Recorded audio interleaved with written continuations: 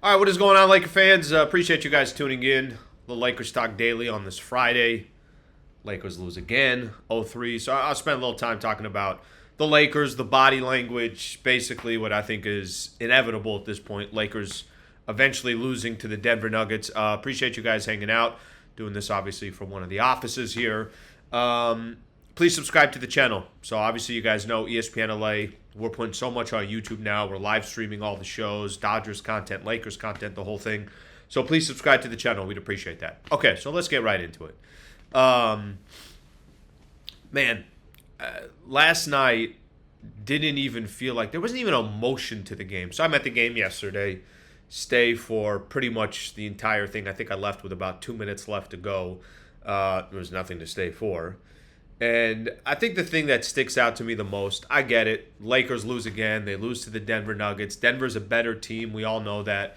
I think everybody agrees Lakers lost the series after they lost game two. If they had a chance at all in this series, they were going to have to grab game two. And the way they lost and how demoralizing the entire thing was, the thing that stood out to me most yesterday is, man, do you see the Lakers' body language? You see what's happening right now with this team? They already look defeated. Even when they go up by 10 points or 12 points or they start the game up 8-0, literally means nothing. But the team's body language to me is the thing that stands out to me more than anything else.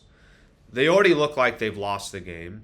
There's zero belief in those players that they can beat the Denver Nuggets. I'm sorry, and if anybody tells you otherwise, I'd like to hear what the case is. The coaching staff, I mean, once you get to that second half and it's time for teams to make adjustments, you know the Denver Nuggets under Michael Malone, they're going to make the right adjustments. They're going to do what they need to do. And you don't really have confidence that the Lakers are going to be able to counter whatever Denver counters. Basically, last night seemed like the series was done, and there's still another game to be played on Saturday. If you look at this series as a whole, you're watching D'Angelo Russell at the end of the bench yesterday, basically not involved.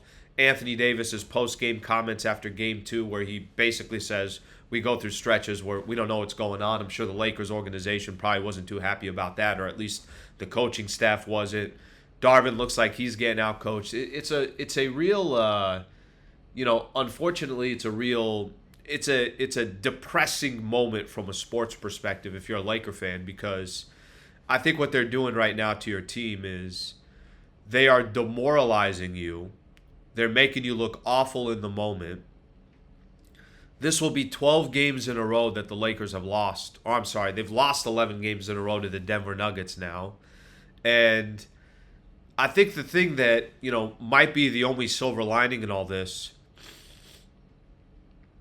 I think the fact that it's showing how far the Lakers are from actually competing from an NBA championship. We don't have to fool ourselves. We don't have to pretend, well, they got to the Western Conference Finals. We don't have to pretend, well, if this player's healthy and that player's healthy, there's nothing to pretend. When the dust settles, Lakers were the 7th best team, 8th best team in the Western Conference. It was the same thing last year, and maybe they got a little fortunate last year because Memphis was beat up and Golden State was a good matchup, and frankly, Golden State's nowhere to competing for a championship either. But this year, they didn't get that. Those breaks didn't go the Lakers' way. They got Denver right out the gate in the first round.